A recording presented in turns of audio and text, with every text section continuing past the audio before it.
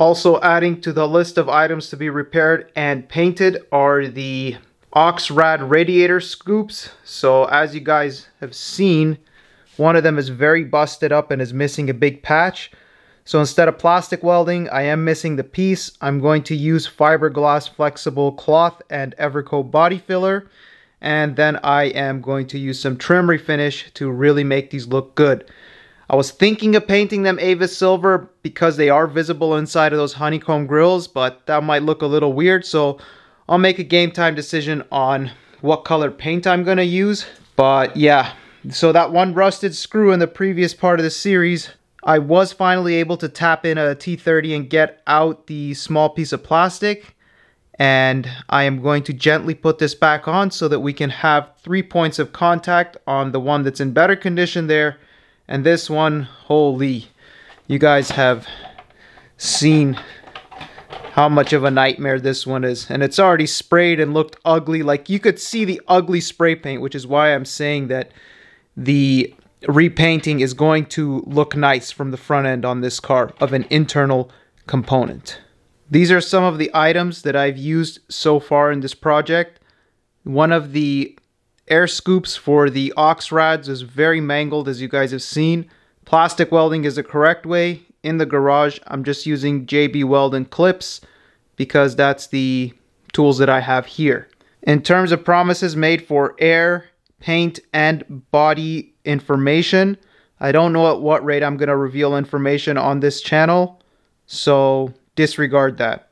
So far this project has been good, but man is it a pain working with these plastics that are not available, or else I would have just bought new ones.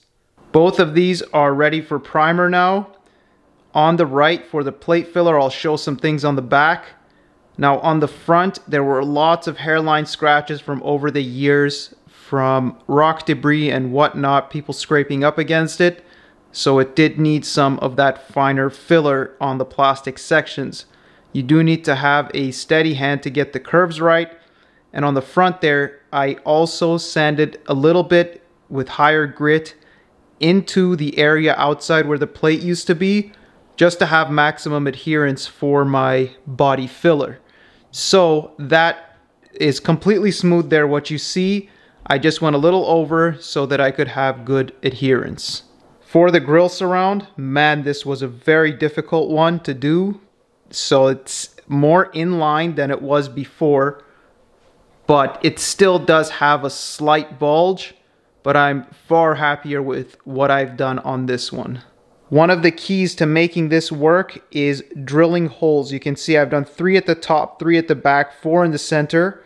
And all of these layers of body filler with that fiberglass reinforced, I'm pretty sure I put 5 or 6 sheets, was done in one night. And man, you got to be really focused that night because you don't want it to completely dry. You want it to still have more adherence to the next layer because you're putting a lot of body filler. You don't want it to crack off at a certain point. But these holes drilled through the back and then body filler put in those holes with no air pockets. This kind of grabs it from the back very strong, and those puddles are essentially going to hold this tight in there. Now those rivet holes for those 2 push rivets are gone, and on the bumper there are actually 4 slots for those 2 things at the 2 sides with the little holes. This car did not have them broken off, which is very odd. Sorry, not on the bumper. You see on the grille surround at the bottom, there's the 4 inputs. So you could potentially figure something out with that, or maybe your car has 4 tabs. This one didn't seem to have any broken off or anything. But what is the point here? I have to use those 2 at the ends to put zip ties through or screws, and I have to make sure to get those clips at the top all working and clipped in intact. So you got to be really careful with this piece.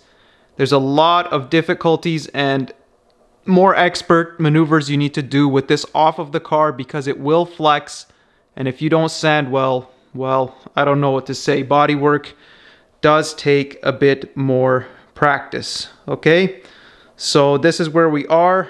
Everything's gonna get a nice hit of 320, and I'm gonna prime it, paint it, and I'll get back to you.